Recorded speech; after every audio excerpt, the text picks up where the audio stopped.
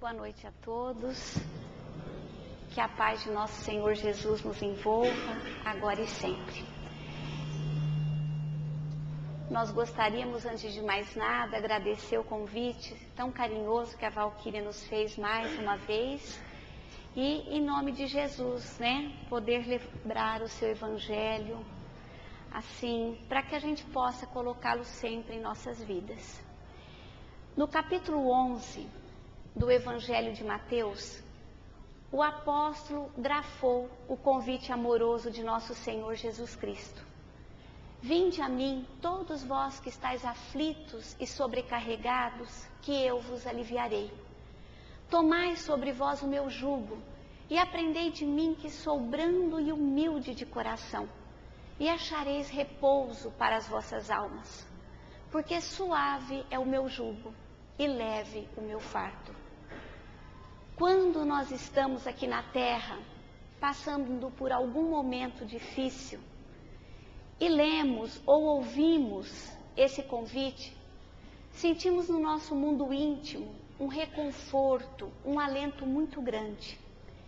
Isso acontece porque todo o Evangelho de Nosso Senhor é um cântico de esperanças sublimes nos caminhos de lágrimas da terra, nos amparando para as glórias do porvir.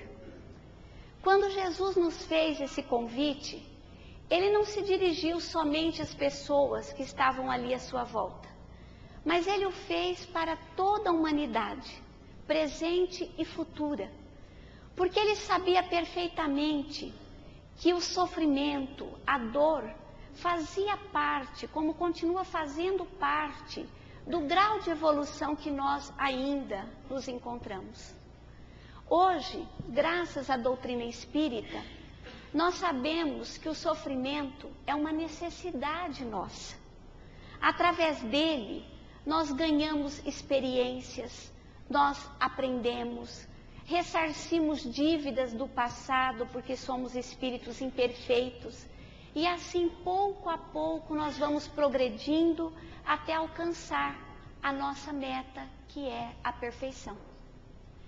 Daí a importância de, nos momentos difíceis, nós estarmos unidos a Deus. Porque sofrer com Deus e sofrer sem Deus tem uma diferença muito grande. Da mesma forma que também tem uma diferença muito grande em sofrer e fazer sofrer. Mas nós temos confundido muito essa confiança que precisamos depositar em Deus, nosso Pai. Que precisamos depositar na providência divina. Nós acreditamos que seja uma troca. Confiamos em Deus, e em troca Ele se torna o nosso servidor. Nos livra de todos os problemas, realiza todos os nossos caprichos. E não é bem assim. Da mesma forma, nós temos confundido muito os ensinamentos de nosso Senhor Jesus. Como nessa passagem de Mateus, por exemplo. Nós vemos que Jesus nos promete alívio e não isenção de sofrimentos. E esse alívio, ele deve ser entendido por forças, por coragem, para que nós possamos continuar lutando, possamos continuar aprendendo. Mas também não é a todos os aflitos que Jesus prometia o seu alívio. Ele o prometia àqueles corações que sofrem bem, que sofrem compreendendo os desígnios de Deus, com resignação, com confiança em Deus. E nós sabemos perfeitamente que não é desta forma que nós nos posicionamos quando estamos atravessando um momento difícil. Geralmente nós ficamos irritados, ficamos assim muito nervosos, blasfemamos, derramamos lágrimas sem proveito, aumentando ainda mais o sofrimento à nossa volta. Então isso é fazer sofrer. E essas reações não vão aliviar, nem tampouco modificar os nossos problemas. E Jesus já nos explicava por quê. Ele nos dizia, é na vossa paciência que ganhareis as vossas almas. A nossa irritação, o nosso nervosismo não soluciona problema algum. Pelo contrário, aumenta-os ainda mais. No capítulo 6 do Evangelho segundo o Espiritismo, o Cristo Consolador, Kardec nos fala ali que são muitos os sofrimentos que nós experimentamos aqui na Terra. São as dores físicas, a perda de entes queridos, as decepções, as amarguras, as ingratidões. Mas para todos eles, todos os sofrimentos, existe uma consolação, existe um alívio. E se nós prestarmos atenção, em todas as circunstâncias difíceis, nós encontramos esse consolo, nós encontramos um alívio para que possamos assim, superá-los, transpô-los. E nós não podemos nos esquecer do nosso maior consolo aqui na Terra, que é o próprio Senhor Jesus. Quantas vezes nós não estamos atravessando uma fase difícil e paramos para pensar no sofrimento que foi imposto a Ele. Ele que era um espírito puro, que nada merecia, que veio à Terra por amor a nós, para nos ensinar o caminho que nos levaria até o Pai. E só o fato de refletirmos naquele martírio, naquele sofrimento que Ele passou, aquilo parece que já nos fortalece, nos dá coragem para seguirmos em frente. No livro A Caminho da Luz, Emmanuel nos conta a história de um monge que viveu em Manilha, capital das Filipinas. Esse monge foi acusado de estar tramando contra a liberdade do seu país, que vivia sob o jugo dos espanhóis. E por isso ele foi conduzido à morte. Quando estava aproximando o momento da execução da sentença, ele entrou em desespero e começou a gritar que ele era inocente, que ele não merecia estar ali.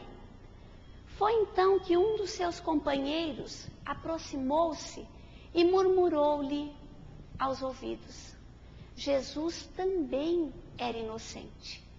Bastou-lhe esta lembrança para que um clarão se estampasse à sua frente.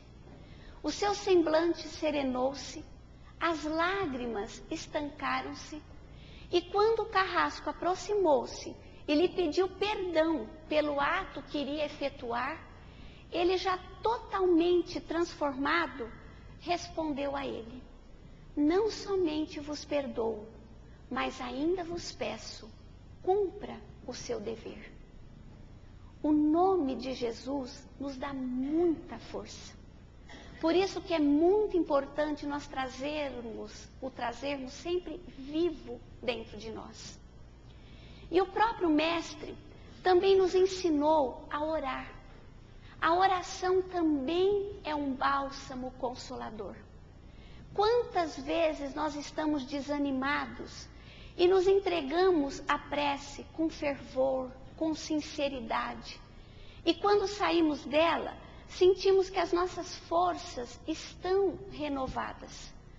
A impressão que a gente tem muitas vezes é que aquele medo, aquela dúvida, ela se dissipa, ela desaparece.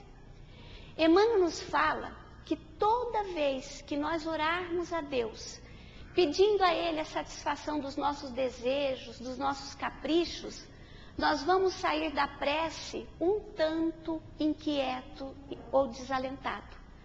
Mas quando orarmos a Ele, pedindo a compreensão dos seus desígnios, ou então em favor de algum semelhante nosso, nós vamos receber através da oração as bênçãos divinas do consolo e da paz. Ainda no capítulo 6 do Evangelho segundo o Espiritismo, Cristo Consolador, são citadas duas outras grandes consolações. Uma é a fé no futuro e a outra a justiça divina. Por que são fontes de consolação? A fé no futuro é a continuidade da vida, é a certeza da continuidade da vida, porque somos espíritos eternos. Quando Jesus proferiu o Sermão do Monte, ele, vamos assim dizer, ele nos proporcionou essa certeza o tempo todo. Todas as bem-aventuranças citadas pelo Cristo, o verbo foi colocado sempre no tempo futuro. Os que choram serão consolados. Os que têm sede e fome de justiça serão saciados. Os brandos herdarão a terra. Então Jesus nos transmitia a certeza de uma vida melhor o tempo todo. Quer seja aqui na terra, quer seja no plano espiritual, numa outra existência. Mas ele nos dava a certeza da continuidade da vida. Paulo de Tarso, escrevendo aos Coríntios, também nos transmitiu essa esperança no futuro. Disse ele: se esperarmos em Cristo só nesta vida, seremos os mais miseráveis de todos os homens. E hoje nós temos a doutrina espírita. Os espíritos nos dando exemplos concretos da continuidade das nossas existências. Voltando, trazendo exemplos, nos mostrando, nos explicando como é o lado de lá. A respeito da justiça divina, Jesus foi muito claro. Ele a sintetizou em apenas uma única sentença: a cada um será dado conforme as suas obras. Somente com essa explicação muito clara e muito racional é que nós conseguimos entender o porquê dos nossos sofrimentos, como também as profundas diferenças que nós encontramos aqui na Terra. Então não existe dívida, por menor que seja, que não precisa ser resgatada. Este é o princípio da justiça divina. Não existe dívida, por menor que seja, que não precisa ser resgatada. E a justiça divina, ela vela sem cessar. Não há como fugirmos dela. Não há como burlá-la. Só que quando a gente fala em justiça divina, que ela vela sem cessar, nós temos a impressão de que Deus é um pai muito rude, é um pai muito severo, que pune as suas criaturas de forma implacável. Mas Jesus nos falou dele como sendo pura misericórdia, como sendo bondade infinita, amor. Então, como é que nós conseguimos conciliar esses atributos divinos? Jesus sendo, ou melhor, Deus sendo justo, mas ao mesmo tempo profundamente misericordioso. Os próprios apóstolos, eles encontravam certa dificuldade para entender isso. No livro Boa Nova, Humberto de Campos nos conta que certa vez Jesus, na companhia de Tiago e João, atendia aquela turba sofredora e conversavam a respeito de pecado e punição. E Tiago então perguntou a Jesus: se Deus é tão misericordioso como o Senhor nos ensina, por que Ele pune as suas criaturas com moléstias, com provas tão horríveis? E Jesus lhe explicou: Deus não desce do seu amor e da sua sabedoria para punir os seus filhos. Deus tem o seu plano traçado. E a cada criatura cabe uma parte na edificação deste plano. Agora, quando a criatura abandona o trabalho divino para viver ao sabor dos próprios caprichos, cria para si uma situação correspondente, tendo que trabalhar depois para reintegrar-se novamente no plano divino. Então nós temos aí, Jesus nos falava da reencarnação. Temos aí a prova, uma das provas da sua imensa misericórdia. Ele permite que nós voltemos aqui na terra tantas vezes quantas forem necessárias para que possamos nos reintegrarmos ao plano de Deus, para que possamos auxiliar a Deus e auxiliar no futuro os nossos semelhantes. E João, entendendo perfeitamente essa explicação de Jesus, grafou no seu evangelho a passagem do paralítico que foi curado pelo Mestre. E entrou no templo cheio de alegria, dizendo a todos que Jesus o curara. E o Mestre de longe o observava em silêncio.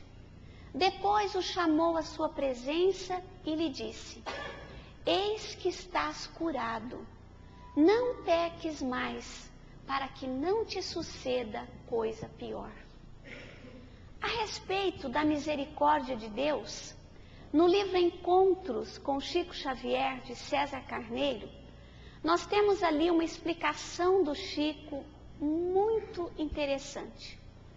Ele nos conta que o Chico caminhava quando foi abordado por uma senhora que dizia que os seus sofrimentos estavam muito grandes, que ela não estava mais aguentando tanta dificuldade, tanto sofrimento. Por fim, ela lhe pergunta: será que eu mereço tudo isso? O Chico então interrompeu a sua caminhada, voltou-se para ela e lhe disse: ah, minha filha, os nossos sofrimentos não são os maiores, não. Tem muita gente sofrendo muito mais do que nós. Está funcionando em nosso favor a misericórdia divina. Porque se fosse somente a justiça, nós não aguentaríamos. Deus permite que paguemos as nossas dívidas parceladamente. E nós vemos, mesmo pagando parceladamente, às vezes acreditamos, que esta parcela está tão alta que nós não vamos ser capazes de saldá-la. Imaginemos se Deus nos cobrasse à vista. Se nós observarmos, como já mencionamos no início, vamos ver que a justiça, ela se faz sempre acompanhada de misericórdia. Isso acontece para que os caídos não sejam aniquilados. Sempre ao nosso lado vamos encontrar uma pessoa, uma palavra amiga, um livro, uma situação que ajuda, que nos ajuda a transpor aquela dificuldade. André Luiz nos fala que uma dor maior consola uma dor maior. Então sempre existe ali um caso, um fato que nos auxilia nesses momentos. Chico Xavier nos dizia ainda a esse respeito que justiça sem misericórdia é como terra sem água. E se Deus é amor, e nós temos certeza disso, então nós nunca estamos abandonados. Sempre nós temos ao nosso lado um alento para nos ajudar a transpor. E nós não podemos nos esquecer de outra grande prova da misericórdia de Deus para conosco, que é o esquecimento do passado. Esquecimento esse que muitas vezes, erroneamente, nós insistimos em saber o que éramos, o que fizemos para estarmos hoje nessa situação. Acreditando que dessa forma vai ser muito mais fácil superarmos a dificuldade. Vai ser muito mais fácil conviver com aquele ente querido que nos traz dificuldades, que nos traz problemas.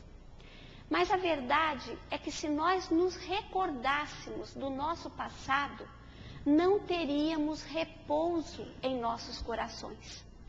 Por isso que o Chico nos dizia que o esquecimento do passado é uma anestesia de Deus para suportarmos as cirurgias da vida. É só imaginarmos que estamos indo para uma mesa cirúrgica, colocar um braço quebrado no lugar, extrair um órgão sem a bênção da anestesia. Se nós iríamos suportar a dor. Então seria muito difícil. Voltando ao capítulo 6, quando Kardec nos fala dos muitos sofrimentos que nós experimentamos aqui na Terra, nós sabemos que uma das maiores dores é a separação dos entes queridos. Por mais que nós saibamos que é um fato que existe na vida de todos os seres vivos, por mais que a gente saiba que existe a continuidade da vida, que nós vamos nos separar apenas do ponto de vista físico, toda vez que acontece, nunca nós estamos devidamente preparados. Então a nossa dor neste momento é muito grande. Nós trouxemos um trecho de uma mensagem de uma jovem chamada Tereza Cristina, que o Chico recebeu no ano de 1974. Essa jovem desencarnou na cidade de Juiz de Fora. Estava sendo construído um hospital ao lado da sua casa e um dos andares desabou e caiu sobre a sua casa. Nesse acidente, desencarnaram ela, que era a irmã mais velha, mais 2 irmãs e uma prima, que passava férias ali com elas. Então, nós podemos imaginar a dor dessa mãe, desse pai, desses familiares. Mais tarde, quando recebem a mensagem do Chico, o pai fala que aquela carta foi um verdadeiro bálsamo consolador que caiu sobre todos eles. E ele pede a Deus para que o Chico continuasse ainda durante muito tempo entre nós, nos trazendo alento, levando alento, forças a tantas mães aflitas, a tantos corações desalentados. Então nós trouxemos esse trechinho porque anteontem nós comemoramos o centenário da vinda do Chico aqui na Terra. Então, ele também é uma fonte de consolo que esteve entre nós. Ele levou, assim, muito alento, e nós temos certeza que ele continua ainda nos auxiliando muito onde quer que ele esteja. Nesta mensagem, nós podemos ver exatamente o que nós comentamos aqui. O consolo presente, mas também a justiça de Deus e a misericórdia sempre ao lado dela. Então ela, dirigindo-se à sua mãe, lhe diz o seguinte: evitemos, querida mamãe, a tristeza destrutiva, essa que fica em nós parecendo moléstia escondida. Até a nossa dor pode ser traduzida por música, a música da caridade. Aqui, sua filha recorda que as notas da pauta são semelhantes às lágrimas, gotas de amor e de aflição, de alegria e de esperança que o coração vai colocando nas linhas da vida. Depois, mãezinha, se quisermos transformar a composição em melodia, é sairmos de nós e ajudarmos os outros. Veja, senhora, que a sua filha tem progredido um pouquinho, mas isso, meu pai, não quer dizer que já venci. Falamos dos nossos encargos para saber cumpri-los. Esta que é a verdade. Estou num curso de aperfeiçoamento pessoal quase severo, se não fosse repleto de amor.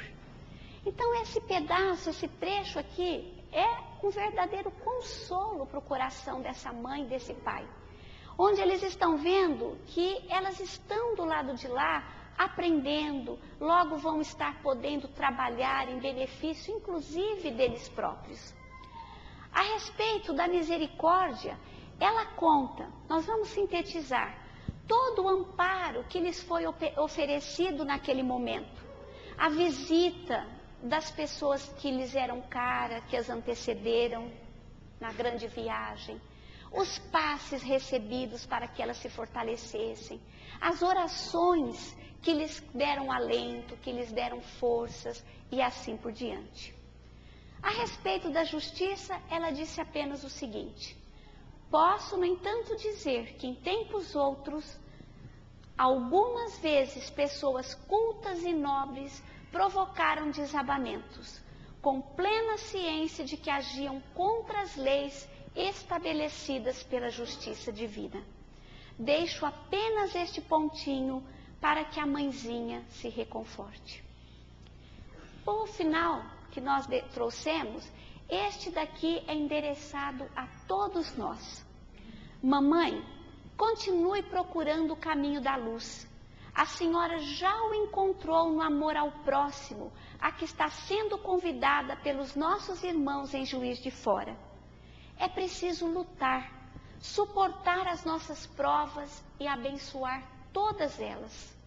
É preciso aceitar a vontade do Senhor, que é bondade constante para conosco. Tudo recebemos do céu como sendo o melhor que nos sucede. A inconformação é que taxa com sofrimento maior as ocorrências difíceis do mundo. Um dia nos reencontraremos de novo, a certeza do futuro, mas pode acreditar que espiritualmente não nos separaremos. Então são palavras que nós precisamos parar para refletir sobre elas, principalmente na necessidade de aceitar as nossas provas, aceitar as nossas dores com alegria, sobretudo, com confiança em Deus. Porque conforme o próprio Cristo nos falou, qual é o pai que um filho pedindo peixe vai lhe dar uma serpente, ou então pedindo pão vai lhe dar uma pedra? Então é claro que Deus, Ele está o tempo todo nos amparando. E Ele sabe o que é melhor para cada um de nós. É claro que num exemplo desse, de separação, a dor, como já mencionamos, é muito grande. A tristeza existe, o vazio fica, mas as lágrimas, são assim inevitáveis. Mas a nossa tristeza, a nossa saudade, a nossa dor não pode ser com a ausência de Deus. Emmanuel nos fala que o paraíso há muito já estaria implantado na terra se ninguém tivesse motivos para chorar. Que Jesus nunca amaldiçoou os tristes, e sim convocou-os à consolação. Chamava para o seu coração todos aqueles que se encontrassem aflitos, sobrecarregados sob o peso dos desenganos terrestres. Que muita gente acredita que lágrima é sintoma de fraqueza espiritual. No entanto, Maria soluçou no Calvário. Paulo de Tarso derramou lágrimas às portas de Damasco. Os primeiros cristãos choraram nos circos do martírio. Mas nenhum deles derramou lágrimas sem esperanças. Que as nossas lágrimas, quando nascem da dor sincera e construtiva, são filtros de redenção e vida. Mas se procedem do desespero, são venenos mortais. Nós precisamos então fazer o quê? Seguir o exemplo, o conselho que a Teresa Cristina está dando, pedindo à sua mãe. Colocar as lágrimas na pauta da vida e transformá-las em melodias, melodias do amor e do bem. Ou seja, sair de dentro de nós e procurar fazer o bem àqueles corações que estão infelizes à nossa volta, que estão sofrendo outro tipo de tristeza, outro tipo de necessidade. Isso é tristeza construtiva, é praticar o bem. Agora, a tristeza destrutiva é quando nós vamos armazenando no vaso do coração, represando no vaso do coração as nossas lágrimas. Ela é destrutiva porque nós sabemos perfeitamente que água parada gera doença, é foco infeccioso. E essas doenças, elas vão se manifestar depois, não somente na nossa alma, no nosso espírito, como também no corpo físico. Só que muitas vezes nós encontramos desculpas para poder sair de nós mesmos e auxiliar os nossos semelhantes. Ou é porque nós não temos condições financeiras para poder auxiliar, ou é porque nós não temos saúde, ou é porque nós estamos muito tristes que não conseguimos romper essa tristeza e assim por diante. E o próprio Kardec, na questão 643, questionou o espírito da verdade a esse respeito, sobre esse nosso comportamento. Ele perguntou assim: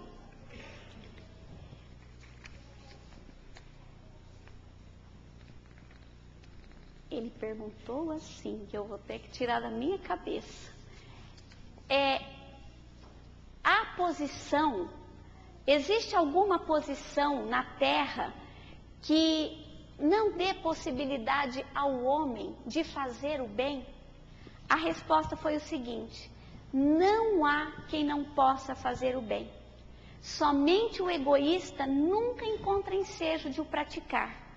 Basta que se esteja em relações com outros homens para que se tenha ocasião de fazer o bem. E não há dia da nossa existência que não ofereça a quem não se ache cego pelo egoísmo oportunidade de praticá-lo. Porque fazer o bem não consiste para o homem apenas em ser caridoso, mas em ser útil na medida do possível todas as vezes que o seu concurso venha a ser necessário. Isso quer dizer que nós temos inúmeras maneiras de fazer o bem.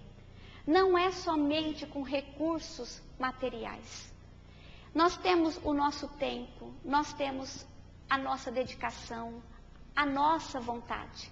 Então é uma palavra amiga, é um gesto de solidariedade, é um sorriso. Então nós temos 1000 maneiras diferentes de sermos úteis, de transformarmos a nossa tristeza em alegria para os nossos semelhantes.